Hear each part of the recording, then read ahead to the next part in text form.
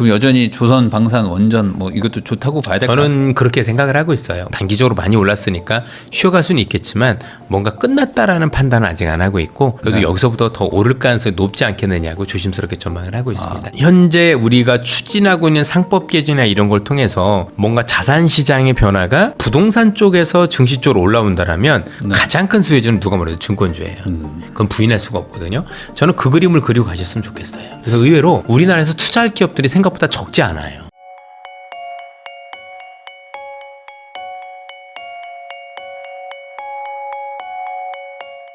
이선엽 대표님하고 이야기 나누고 있는데요. 그러면은 그래도 사실 이런 영상들 보시는 분들은 뭐 전반적인 뭐 지수 투자 하시는 분들도 있겠지만 그래도 조금 뭐 업종이나 뭐 섹터를 좀 구분해 가지고 투자하시는 분들이 더 많지 않을까 싶긴 한데 그래도 좀 유망한 곳들, 그러니까 정치적인 좀 그런 거랑은 그래도 조금 좀 한켠 떨어져 있는 이런 것들도 있지 않을까 싶어요. 저는요, 뭐 어차피 우리가 바뀌고 있는 거라고 보면 일단은 기존에 있었던 틀이 변하진 않는다고 생각을 해요. 네. 한번 장세가 형성이 되면 주도주가 늘어나는 경우는 있어요. 그러나 바뀌지는 않아요. 예, 기존에 있던 것들이 뭐 생을 마감하고 그러진 않습니다. 네. 그래서 뭐 국내 쪽 요인과 관련해서 배당이나 지수자 뭐 그런 것들이 있다라면 제가 볼 때는 여전히 국내 모멘텀 쪽에서는 뭐 나쁘지 않을 거라고 생각을 하고 기존의 시장을 달렸었던 2, 3년간 올랐었던 그 업종들도 저는 뭐 여전히 뭐 부침은 있겠지만 뭐 단기적으로 많이 올랐으니까 쉬어갈 수는 있겠지만 뭔가 끝났다라는 판단은 아직 안 하고 있고 그래도 네. 여기서부터 더 오를 가능성이 높지 않겠느냐고 조심스럽게 전망을 하고 있습니다. 그럼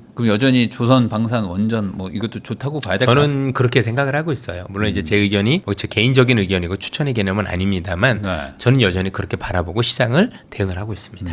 방산 쪽은 어쨌든 이제 전쟁이 좀 줄지 않겠냐 뭐 이런 얘기들이 있던데 그러면 좀 악재 아니냐 뭐 이거는 아닐까요? 방산 쪽은? 근데 전쟁이 안 끝나잖아요. 안 끝나서? 그죠? 더 가고 있지 않습니까? 아. 그죠? 그리고 전쟁이 끝나는 건 그러니까 끝난다와 휴전은 또 다른 거잖아요. 네. 지금 얘기 나오는 건 종전이 아니라 휴전 협정 얘기가 나오고 있는 거고 그것도 지금 나오고 있는데 의외로 길어지고 있죠. 뭐 우리나라도 예전에 1950년 그 6.25 때 1953년 7월 27일 날 휴전 협정이 된 걸로 알고 있는데 그 휴전 협정이 여러분들 아시다시피 1년 이상이 뭐예요? 몇 년을 갔어요. 그죠? 그랬던 것처럼 여기도 뭐 계속 끝날 것 같고 끝날 것 같더니 여전히 뭐 진행이 되고 있는 모습이죠. 그래서 언제 끝날지 모르는 걸 가지고 우리가 생각하는 방산이 조정을 받을 거다라고 전망하기는 쉽지는 않은 것 같아요. 대신에 이런 건 있어요. 만약에 혹시 단기적으로 정말 그런 상황이 오면 단기적으로 쉬어가는 빌미는 되는 것 같아요. 네. 근데 이 정말 방산이 끝나려면 조건이 두 가지가 있어야 돼요.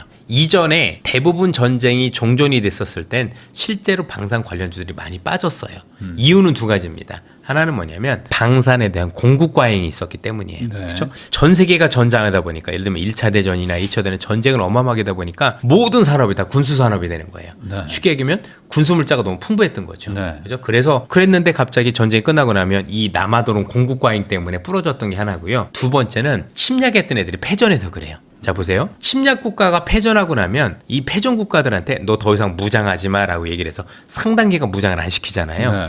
예컨대 대표적인 게 2차 대전이 끝나고 일본 같은 경우가 일본군이 자위대로 축소되는 그런 것들이죠. 그러면 아니 뭐 침략했던 애들이 무기가 없는데 내가 굳이 무기를 많이 가질 필요가 있나요? 이런 것들 때문에 수요가 줄었는데 지금 전쟁은 두 개다가 정반대예요. 현재 혹시나 모르겠지만 조만간 우리가 알고 있는 우크라이나 전쟁과 관련된 게 휴전이 어느 정도 가시화된다고 하더라도 네. 여전히 글로벌 시장에서 무기는 현재 우리 표현으로 쇼티지예요. 네. 그죠? 공급이 과잉이 아니라 공급이 너무 없어요. 그렇죠? 그게 첫 번째 다르고 두 번째는 지금 진행되고 있는 이 휴전이 웃긴 게 침략자가 이긴 거로 가고 있는 게 문제예요. 침략자가 이겼느냐 졌느냐가 왜 중요한 거냐면 침략자가 졌으면 예를 들면 독일군이 지고 2차 대전 때 일본군이 지면 네. 얘들이 다시 침략할 거란 우려가 없잖아요. 근데 지금 전쟁이 만약에 러시아가 이긴 거라고 지금 가고 있잖아요. 실제로 네. 제가 볼 때 그럴 가능성이 99%고 그러면 침략을 당한 국가 입장에서는 와 내가 졌다라고 지금 하고 전쟁을 휴전하는 거네 그러면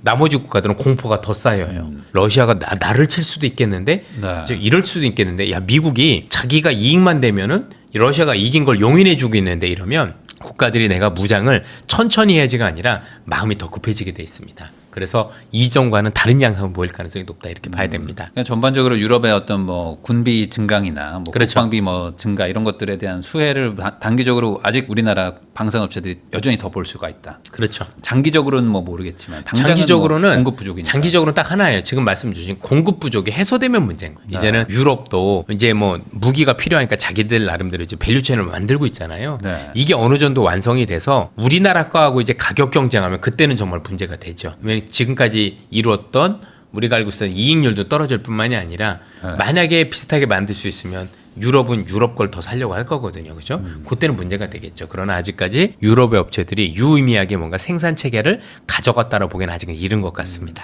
사실 그동안 너무 좀 평화적인 그런 스탠스가 많았기 때문에 그렇죠. 글로벌이 네. 한 70년간 평화를 누린 거예요. 이게 네. 최장기간이에요. 글로벌 역사상. 그리고 글로벌 역사상 이렇게 최장기간 평화를 누릴 수 있는 가장 큰 기폭제는 핵폭탄이에요. 네. 핵 억제력 옛날 같으면 벌써 몇 번 붙었어요. 그렇죠? 그럴 어떤 기미도 꽤 있었었고, 근데 핵 있다 보니까 서로 전쟁할 수 있는 상황들이 안 됐던 것 같아요. 물론 지금도 여전히 핵이 있으니까 그게 쉽진 않겠죠. 그러다 보니 자꾸 국지전들이 일어나잖아요. 여기서 좀 터지고 여기서 좀 터지고 앞으로도 그럴 가능성은 여전히 있어 보입니다. 그러니까 이게 단기적으로 아무리 뭐 공급을 늘리고 싶다고 해도 이게 그동안 평화에 좀 이렇게 좀 있다가 갑자기 이렇게 전환은 안 되잖아요. 안 아무래도. 되죠. 그래서 너무 평화가 오래가는 바람에 무기가 없는 거거든요. 네. 그러니까 이거를 단기간에 무기 체계를 만든다는 게 쉬운 일이 아니에요. 그럼 이번에 조선 쪽은 이번 어쨌든 뭐 한미 회담에서도 뭐 얘기도 나오고 했고 뭐 마스가인가요? 그러면서 이제 전반적으로 한국과 미국의 어떤 협력이 계속 되는 것처럼 얘기들이 나오는데 이거는 뭐 호재라고 봐야 되는 건가요? 엄청 호재죠. 예, 미국 걸 다 우리가 해주는 거잖아요. 네. 그렇죠? 대안이 없다는 얘기가 되는 거고. 미국도 저렇게 호의적으로 나올 수밖에 없는 건 전 세계에서 이 조선을 할 수 있는 게 한국하고 중국밖에 없는데 네. 중국은 적국이잖아요. 자기들 입장에서 놓고 보면 우리밖에 없는데 뭐 별 수 있겠습니까? 현재 군함부터 시작을 해서 상선까지는 모르겠지만 뭐 LNG도 수출한다고 하는 LNG선까지 해서 한국이 수혜를 볼 가능성이 높은 게 아니라 수혜를 보죠. 아직 다 반영됐다고 판단하지 않습니다. 아 이게 충분히 반영됐다 이렇게 얘기하시는 분들도 있더라고요. 예, 그럴 수 있어요. 서로 뭐 의견이 다를 수는 있는데 저는 아직까지는 반영이 덜 된 것 같아요. 예. 그 말은 미국 시장이 막 열리면서 훨씬 더 이게 한 번 더 그렇다라고 볼 수 있을 것 같아요. 예. 근데 지금 말씀 주셨지만 시장에 논란이 있는 건 사실입니다. 그러나 제 의견은 그래도 조금 더 여력이 남아 있다라고 저는 판단하고 있습니다. 예. 그러면 원전 쪽은 뭐 확실히 좋다고 봐야 되는 거 아니에요? 시작도 안 했잖아요. 네, 원전은 뭐 AI 기반해서 전력이 어쨌든 이거 말고는 없는 상황이에요. 나중에 전기 없을 때 뭘로 돌릴 건데요. 네. 예. 그러면 원전, 방산, 조선 다 여전히 좋다. 저는 아직까지는 큰 그림이 뭐 훼손됐다고 생각하지는 않습니다. 물론 말씀드렸지만 저는 개인적인 판단인 거고 네. 뭐 추천의 개념이 아니라는 말씀을 분명히 말씀드립니다. 그 외에 좀 더 뭐 좋게 보고 계신 아까 국내 쪽을 말씀을 드렸잖아요. 네. 네. 그리고 뭐 바이오 쪽에서도 기업별로는 되게 좋은 기업들이 되게 많은 것 같고요. 그래서 의외로 우리나라에서 투자할 기업들이 생각보다 적지 않아요. 네. 예, 근데 이게 지수에 미치는 영향이 적은 종목들이 많아서 그런 거지. 의외로 제가 볼 때는 뭐 특히 뭐 요즘 반도체 소부장 쪽도 뭔가 나름대로 약간씩 뭐 고개를 드는 모습들도 많이 보이고 실제 실적이 개선되는 모습들도 많이 보이고 있는 것들도 저는 유의미하게 바라봐야 된다고 생각하고 있습니다. 최근에 세계 로봇 컨퍼런스에 갔다 오셨어요? 맞습니다. 그러면 로봇 쪽 특히 한국의 로봇 기업 뭐 이런 것들은 어떻게 보세요? 일부 기업은 괜찮은 것 같은데 네. 큰 것들은 우리가 쉽지 않은 것 같은 게 일단 로봇이 없잖아요. 그렇죠? 네. 중국은 이미 로봇을 만들었고 그 휴머노로이드가 이렇게 발전하고 있는 것도 보여줬고 두 번째는 휴머노이드가 어떻게 쓰여지는지도 그러니까 A, B, C관이 있었어요. 거기에 이제 제가 갔던 날 삼성전자 임원분들도 다 오셨고 네. 현대차 임원분들도 오셨고 또 우리 유튜브에 많이 출연하시는 교수님들도 다 뵀거든요. 네. 그럴 정도로 관심이 컸는데 첫 번째 앞서 말씀드린 것처럼 로봇이 휴머노이드가 이렇게 발전하고 있는 것도 보여줬지만 그게 A관이었고 B관에서는 그 휴머노이드가 각각의 현장에서 이렇게 활용되고 있다는 걸 보여줬어요. 예를 들면 가정용 네. 아니면 산업용, 가정용, 사업용 이게 되게 중요한 게 뭐냐면 우리가 휴머노이드를 사면 우리야 집에서 쓰면 허드렛 일을 시키겠지만 사실 뭐 공장에서 필요할 땐 공장 일만 하면 되는 거잖아요. 공장에서 일을 하고 있는 빨래까지 뭐 이러진 않을 네, 거니까 네. 거기 최적화 많이 시켰더라고요. 그럴 수 있겠네요. 예.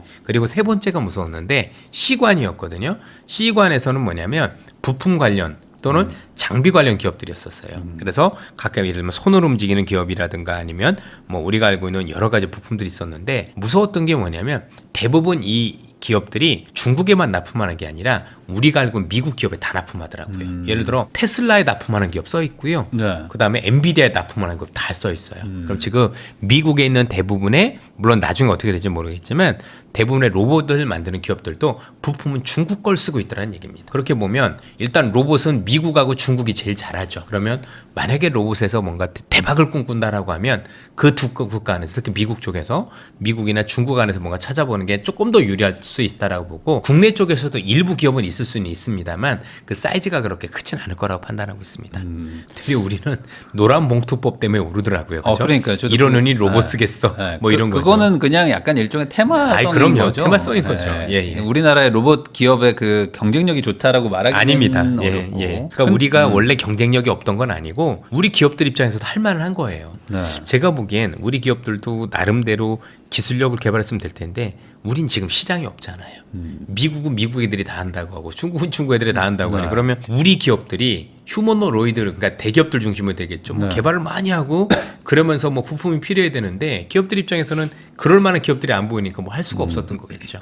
아쉽습니다. 이번에 그 대기업들이 뭐 아까 말씀하신 것처럼 이제 공장에도 들어가는 휴머노이드를 만들면 어쨌든 뭐 작지만 그래도 좀 수요는 생기는 거가 아닌가라는 이미 생각도 좀 수요 들고. 가능성이 그게 올 연말이나 내년부터 가시화될 것 같아요. 이미 이제 일부 기업에서 시험을 많이 하고 있고 그 시험을 통해서 뭐 일단 생산성 올리는 노력들을 많이 하고 있고 아직까지는 버벅대는 게 보이는데 약간 버벅대지만 이게 제가 보기에는 여러분들도 마찬가지겠지만 요즘 휴머노로이드를 보면서 6개월이 달라요. 와 6개월 전에 이랬는데 지금 이렇다고 네. 너무 발전 속도가 빠르다 보니까 이게 뭐 진짜 우리가 사람 일까지 다 안다라는 건 시간이 걸릴지 모르겠지만 특정 산업 현장에 쓰이는 건 제가 볼 때 생각보다 빨라질 것 같습니다. 저 이게 좀 애매한 게 조선업처럼 미국이 뭐 설계나 이제 핵심 기술은 가지고 있지만 결국에 제조는 뭐 한국한테 맡겨야 되지 않나 뭐 이런 생각도 좀 들기도 하고 이게 또 어차피 휴머노이드니까 그냥 미국 안에서 인건비 안 들어가게 자체적으로 개발해서 공장까지 돌릴 수 있는 건가 이것도 좀 조선 같은 헷갈리고요. 경우는 다 가능하진 않습니다. 일부 공장들은 가능한 것 같아요. 근데 그건 지금도 가능해요. 제가 우리나라에 있는 자동차 일부 부품 회사들 탐방도 가본 적이 있지만 거긴 이미 거의 자동화예요. 네. 사람이 하는 일이 별로 없거든요. 그러면 이런 기업들은 가능하겠죠. 훨씬 더 빠르게 가능하겠죠. 그럼 이 휴머노이드, 그러니까 이 로봇 쪽은 미국 기업들이 결국에 제작도 같이 해버리는 건가요? 아니면 그렇게는 안 될 것 같은데 누구한테 생산을 맡길 것 같아요. 네. 그렇죠? 근데 그 생산이 누가 될지 모르는 건데 중국은 안 될 거 아니에요? 중국이 제일 잘하는데 중국을 하지 말라고 트럼프는 하겠죠. 그러겠죠. 하겠죠. 그래서 우리한테도 기회가 있을 수 있다라고는 생각은 하고 있습니다. 예. 근데 우리 기업들이 아직은 그만한 준비가 되어 있는지는 아직까지는 잘 모르겠습니다. 아. 왜냐면 중국이 단가가 너무 차이가 나요. 너무 싸니까. 예전에 어떤 일도 있었냐면 제가 이제 애플의 그 전기차를 만들던 팀 아시죠? 네네. 그죠? 애플이 전기차를 만들려 기획했던 팀에 계셨던 분하고 우연히 이제 비행기를 같이 탄 적이 있어요. 행사도 같이 했고 물어봤습니다. 왜 애플의 자동차를 만드는 전기차를 만드는 프로젝트가 어그러졌습니까? 했더니 만들 수 없는 게 아니라 똑같이 만드는데 중국은 3분의 1 가격에 만들더래요. 가격 경쟁력이 안 돼서 접었다라는 얘기를 네. 제가 공식적으로 들었습니다. 그러니까 우리나라도 뭐 할 수는 있겠지만 어쨌든 중국의 어떤 가격이 워낙 싸니까. 그렇죠. 그러니까 이렇게 한번 생각을 해보세요. 국내 기업들이에요. 국내 기업은 중국산을 쓰라 쓰지 말라 개념이 없잖아요. 그죠? 네. 그러면 제가 기업이에요. 한국산을 쓰는데 한국산의 가격이 한 3배가 비싸다. 그러니까 물론 품질이 한국이 조금 좋긴 한데 아주 큰 차이 나는데 가격이 3분의 1이라면 이게 유혹이 안 빠질 수가 없어요. 왜? 그렇죠. 기업들은 돈 많이 벌기 위해서 비용을 줄일 수밖에 없는데 애국심으로 3배 주고 살 사람은 제가 볼 때 아예 없습니다. 그건 미국도 마찬가지라고 생각을 합니다. 네. 쉽지 않은 거고요. 그래서 단가를 낮추려는 노력을 하려면 어쨌든 간에 중국산은 상당 부분 우리가 피해갈 수는 없을 거라고 생각해요. 대표적인 게 드론이에요. 우리나라 드론 부대 있지만 우리나라 날아다니는 드론의 90%가 중국 건 걸 알고 계시죠? 중국이 너무 잘 만들어요. 예, 그냥 우리나라 것도 다 중국이에요. 네. 그렇죠? 그럼 이제 말로는 국방에서 자주국방 하는데 중국제 다 써놓고 그게 되겠느냐는 얘기입니다. 그러니까 아마 아쉽죠. 아이폰처럼 뭐 핵심 칩셋 이런 거나 뭐 운영 체계는 그렇죠. 뭐 미국 거고 네. 아마 제조나 이런 것들은 이제 예. 중국이나. 뼈 아픈 게 우리나라가 사실 AI하고 로봇을 그동안 너무 좀 못했죠. 안 했죠, 사실은. 네. 야, 중국 저렇게 하고 있고 미국 저러고 있는데 우리는 안 했잖아요. 그죠? 최근에서 했는데 그러면 아무리 여러분들 우리나라 잘한다고 하더라도 몇 년간 막 몇 수십 년간 계속 일관되게 걸어온 애들하고 네. 나 지금부터 해볼래 하고 우리가 따라잡을 수 있을까요? 더군다나 미국이든 그쪽 애들은 매일 밤새는데 우리는 52시간 거쳐 있고 어떤 수로 따라가죠? 저는 그게 더 따라가면 그게 더 신기한 것 같아요. 네. 한국인들은 뭐 대단한 능력이 있습니까? 그래가지고 남들 안 자고 할 때 미국인들 따라갈 수 있는 능력이 있나요? 우리가 그동안 잘했던 건 그만큼 우리도 피땀 흘려 노력했기 때문이잖아요. 네. 근데 그런 문화도 없는데 뭐 그래서 많은 아쉬움이 있습니다. 물론 여전히 좋은 기업들은 있는 건 맞습니다. 그러면은 여전히 한국 안에서는 어쨌든 간에 이제 조방원은 괜찮고 저는 그렇게 보고 네. 있습니다. 예. 2차 전지 요즘에 많이 회복했거든요. 잘 모르겠습니다. 이쪽은 그래도 조금 좋아질 여지는 좀 있어 보이지 않을까요? 분야별로는 좋아지는데 근데 그게 2차 전지 안에 다 들어가 있어서 저는 ESS가 좋아진다라고 보고 있는 거거든요. 네. 에너지 저장 장치. 근데 이 에너지 저장 장치가 좋아져도 지금 자동차 쪽에서 안 좋아지고 있다 보니까 전체 시장에 반영을 못 하는 것 같아요. 그래서 그냥 ESS 쪽은 지금 미국 쪽에서도 그렇고 글로벌 수요가 많다. 네. 그거는 전력 부족하고도 연관이 있어서 나름대로 그쪽은 괜찮은데 방송을 이런 데서 했더니 다들 뭐 썸네일 달아주시는 게 2차 전지가 좋았다더라라고 잘못 달아주시더라고요. 저는 2차 전지가 좋다라고 말씀드린 적은 없습니다. 그러면 ESS라는 그 안에서도 분야가 좀 다릅니다.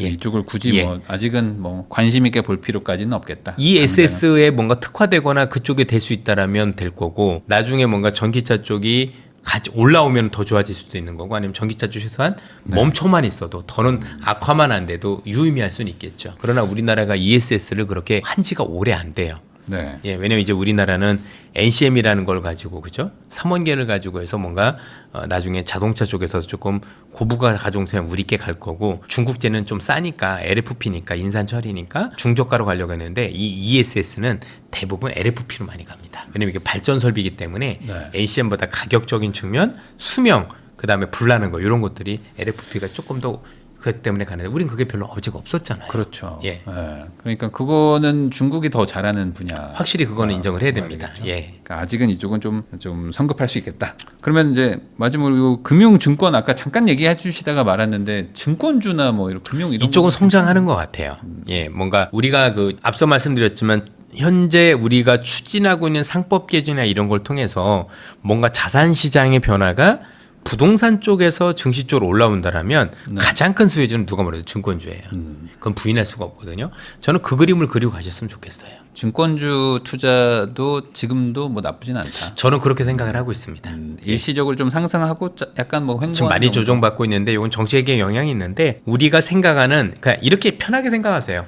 100점은 정해져 있어요. 네. 100점은 정해져 있는데 여기에 100점을 가는 정책을 하면 100으로 보면 되고 이거 빼면 90점, 이거 빼면 70점 거기에 맞춰서 투자 시계열을 짜시면 돼요. 그러나 어차피 지금보다는 좀 더 갈 수 있다. 지금은 이렇게 한 보시면 5, 됩니다. 60점대다. 그것도 안 되는 것 같아요. 그것도 안 네. 돼. 아, 그 확실히 뭐 정해진 미래다. 예, 그럼 좀 시간이 언제나 걸리네. 답이 확실해요. 아. 그죠? 예. 사실 뭐 일본이나 뭐 이런 다른 나라들 어떤 사례를 보면은 사실 지금보다는 더 올라가야 되는 아이 건 그럼요. 맞는데. 저희도 더 올라갈 것 같긴 합니다. 그런 것들이 이제 아직 상법 개정 바뀐 지 얼마 안 돼서 본격적인 좀 변화는 이제 시간이 좀 지나면 예, 온다. 울지 않을까 싶습니다. 예. 그러면은 최근에 또 이제 반도체 쪽 관련해서도 막 이슈들이 좀 있는데 특히 이제 삼성전자가 이제 한 7만 원 이제 왔다 갔다 하고 있어가지고 그래서 이제 다시 한번 또 8만 원, 9만 원도 가는 거 아니냐 이런 얘기들도 좀 나오고 좀 희망 섞인 얘기들도 막 나오더라고요. 테슬라에서 막 수주도 했다고 하니까 전반적으로 지금 반도체 시장의 어떤 분위기 어떻게 봐야 됩니까? 우선 전자가 테슬라 수주를 받았다라는 의미 안에는 우리가 그동안 삼성전자가 이젠 삼성전자는 안 될 거야라는 너무 극단적인 부정적인 시각에서는 벗어날 필요는 있겠죠. 네. 이제는 어쨌든 수주를 받았고 이 수주를 또 받아야 그럴 수 있습니다. 수주를 받았지만 아직도 조금 분량이 많다 이런 얘기들이 있는데 맞거든요. 그런데 어쨌든 만들어 봐야 줄여가는 거잖아요. 그렇죠? 네. 그래서 성장하기 위해서도 어차피 필요한 거고 뭐 사활을 걸었다고 생각을 하고 있기 때문에 일단 거기에 대해서는 일단 점수를 줄 필요가 있다고 생각을 하고 그 뒤로 볼 수 있는 부분들은 뭐냐면 지금 이제 글로벌 시장에서 워낙 HBM 쪽 그러니까 GPU를 만들기 위한 HBM 쪽에서 워낙 수요가 많다 보니까 대부분의 기업들이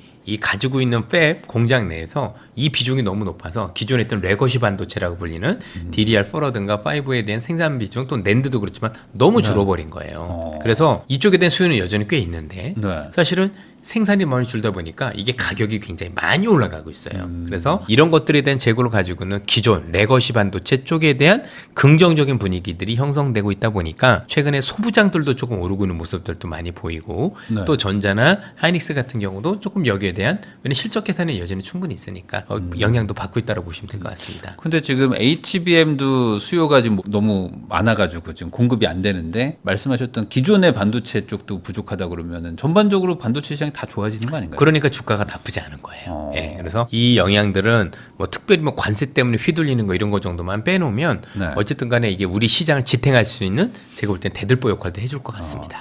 반도체 하면 맨날 사이클 얘기들 하는데 그럼 사이클상 지금 조금 앞으로 더 좋아지는 구조로 가는 건가요? 반도체가 사이클이 있다라고 얘기하시는 분들이 계시더라고요. 그런데 전 틀렸다고 생각해요. 왜냐하면 그럴 경우도 있고 아닌 경우도 있어요. 네. 반도체는 말 그대로 전자 장비잖아요. 그렇죠? 네. 부품이지 않습니까? 이 반도체가 많이 쓸 수 있는 새로운 어떤 그 기술의 혁명이 일어나면 갑자기 사이클이 없어지는 거잖아요. 그렇죠? 네. 생각을 해 보시면은요. 예전에 그 플랫폼 경제가 활성화됐었을 때 지금 한 5, 6년 전에 그죠? 그때 전 세계에 있는 빅테크들이 그 서버 구축한다고 맞아요. 엄청나게 반도체 썼죠. 그동안 네. 그게 올라왔잖아요. 네. 그 사이클이 어디 있어요? 근데 무슨 반도체가 사이클 산업이에요? 그건 옛날에 레거시 반도체가 경기가 좋아질 때 전자제품을 사고 컴퓨터를 사고 휴대폰을 살 때 이렇게 얘기하는 거지만 반도체는 그렇게 보면 안 돼요. 그렇죠? 이런 경우도 이번에도 그랬잖아요. HBM이 사이클이 있었어요. 갑자기 우리가 아는 AI라는 기술이 나오니까 확 올라오잖아요. 네. 아닌 경우도 많다는 얘기. 그래서 반도체를 사이클 기업이다라고 보시면 안 되고요. 그런 사례들도 있지만 네. 아닌 기술의 혁신이 있었을 때는 아닌 사례도 많이 발전되고 그게 IT의 매력 아니겠습니까? 그래서 너무 그렇게만 보시면 안 됩니다. 그러면 HBM 제외한 기존 반도체들 쪽 그 관련된 기업들도 지금 투자하기 괜찮은 거라고 봐야 되나요? 지금 상황에서는 이게 진짜 긴 흐름으로 볼 거냐까지는 저는 IT 전문가 아니라 자신 없지만 지금은 그런 움직임들이 있는 건 사실입니다. 그래서 기관 쪽 중심으로도 현재 여기에 대해서 관심을 갖고 있는 걸 보면 어쨌든 수익을 내는 데는 지금 무리가 없는 구간일 수도 있겠다는 말씀드리고 싶습니다. 결국에 주가라는 거는 실적과 연동이 되는데 실적이 좋아질 여지가 분명히 있다. 가격이 오르니까 생산이 되고 있으니까. 네. 네. 하이닉스가 이번에 뭐 상여금 엄청 많이 줬다고 막 아주 부럽죠. 난리가 네. 나고 네. 지금 뭐 인터넷에서는 이런 글 쓰지 말고 야근하라고 막 같이 막 하이닉스 분들이 막 댓글 달고 막 그러더라고요. 근데 그 정도로 지금 실적이 뭐 최고조인데 뭐 분기당 지금 10조 넘게 순이익 날 거라고 막 되게 하더라고요. 보기 좋은 모습이었잖아요. 그죠? 네. 부럽기도 하고 하이닉스에 있는 임직원분들이 그만큼 열심히 하신 거니까. 예. 그러면 하이닉스의 실적은 당분간 뭐 계속 좋다고 봐야 되는 건가요? 현재 삼성 하이닉스 현재보다는 조금 나빠지지 않는 모습인 건데 문제는 이제 실적이 좋아져도 이제부터 실적 좋아지는 게 중요한 게 아니라 그 눈높이를 맞춰가느냐 게임인 것 같아요. 이제 잘해야 좋았잖아요. 본전인가요? 이제? 그렇죠. 예. 예. 아. 조금 더 좋아야 되겠죠. 네. 예, 예. 그래서 지금이 어떤 분들은 하이닉스의 실적 어떤 최고치를 달리고 있는 것이다. 더 좋아지기가 쉽지 않다. 뭐 이런 얘기들도 있더라고요. 근데 더 좋아지고 있지 않습니까? 나도 아마 뭐 내년 내후년은 더 어져진다는 얘기도 한 있고. 번도 안 가본 길을 가는 것 같아요. 예. 하이닉스의 실적이 뭔가 부담이 되려면 제가 볼 땐 하이닉스보다도 삼성전자가 HBM을 만들기 시작하면 부담이 되겠죠. 아, 예. 그렇게 되면 아무래도 하이닉스 주가에 뭐 단기적으로도 영향을 예, 주겠죠. 왜냐면 이제 플레이어가 늘어나면 네. 엔비디아 입장에서는 가격 협상권을 쥐고 내가 저쪽에 좀 더 싸게 살 건데 네. 이러면 영업이익률을 낮출 수도 있잖아요. 그 우려는 있을 수 있겠죠. 네. 예. 지금 하이닉스 보니까 거의 순이익이 매출의 절반 정도 된 것 그러니까요. 같은데요. 예, 예. 그 정도면 지금 상당한 가격 협상력을 그만큼 가지고 내가 있는 달라는 건데. 대로 주고 있다는 얘기잖아요. 그만큼 부족하다는 예, 거잖아요. 부족한데 그 부족분을 혹시 삼성전자가 채워주면 이건 다른 게임이에요. 그러면 이제 그때는 우리가 이제 조금 반도체가를 버리자가 아니라 네. 더 좋아지는 쪽과 아니면 조금 고점인 쪽을 바꿀 필요는 있겠죠. 근데 언제가 될지는 아무도 모릅니다. 예. 삼성전자는 그 HBM과 별개로 그냥 지금 이 상법 개정이나 아니면 이제 주가의 어떤 뭐 그냥 기초 체력 자체가 바뀌는 이런 걸로는 충분히 좀 상세가 있지 그거는 않을까요? 참 판단하기 쉽지 않은 게 시총리니까. 예, 왜냐면 이제 전자는 되게 훌륭한 기업이잖아요. 네. 그러면 지금 전자가 뭐 테슬라 얘기도 있고 아니면 지금 뭐 HBM 얘기도 있으면 저는 전자라는 기업은 우리한테 배당을 주고 자사주를 사는 것보다는 그 돈으로 더 많은 투자라는 게 우리한테 더 나은 게 아닌가.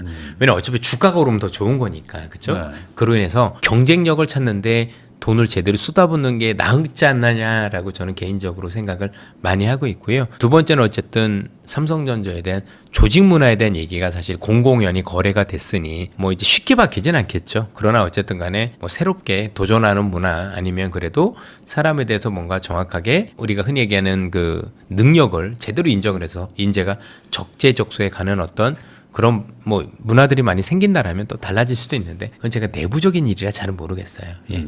한 가지는 분명한 게 단순히 지금 삼성전자가 주주 환원을 위해서 많이 신경을 써야 될 때인가 네. 제가 객관적으로 보더라도 그죠? 그런 것보다는 전자는 경쟁력을 더 갖추는 게 우리 입장에서는 더 나을 수도 있겠다. 차라리 이런 뭐 말씀 투자를 드리고 더 하고 그렇죠. 예. 한번 뭐 제대로 된 투자. 네. 예. 뭐 리스크를 감수하더라도 한번 해보고 리스크는 무조건 감수해야죠. 네. 지금 전자가 여기까지 컸던 건 리스크를 감수했기 때문에 온 거예요. 여러분들 지금 돌아가셨던 우리 존경하는 고 이건희 회장님 요즘 어록 많이 도들잖아요, 그죠? 네. 그분 어떻게 하셨는지 기억 안 나십니까? 우리 그 삼성전자 휴대폰하고 가전제품 매장 갔더니 불량이라고 어마한 막대한 손해를 감수하고 다 불태워버렸어요, 맞아요. 그죠? 야 품질. 예전엔 삼성이 품질을 그렇게 좋지 않았어요. 예. 네. 그걸 그렇게 하고 나서 엄청 좋아졌고요. 두 번째는 조직에 대해서 우리가 알고 있는 실패를 다 감내준 분이 계세요. 그죠? 실패도 된다. 그것도 재산이다. 그러니까 어때요? 사람들이 과감해지는 거죠. 그죠? 내가 해볼까. 그래서 잘 되면 보상이 많았고 안 되더라도 그것도 재산이야라고 해주니 사람들이 얼마나 신났겠어요. 네. 지금 그게 필요한 거죠. 응원합니다.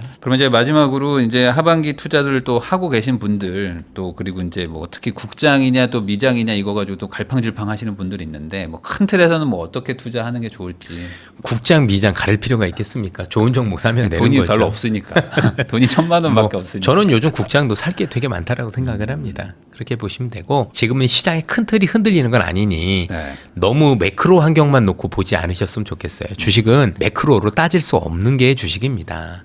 그래서 원래 케인즈라는 사람도 매크로 주식했다가 사실 돈 못 벌었잖아요. 기업의 본질을 보셔야 되고요. 시장의 변화를 보는 게 중심입니다. 그런데 지금도 너무 매크로를 통해서 시장을 맞추려고 하는 저도 뭐 그랬었지만 그런 시도들이 있다 보니 너무 큰 걸 자꾸 놓치지 않나 싶어요. 결국에 좋은 기업 그리고 예. 또 좋은 실적 그게 맞는 것 그걸 같아요. 따라서 가면서 일희일비하지 않는 게 예.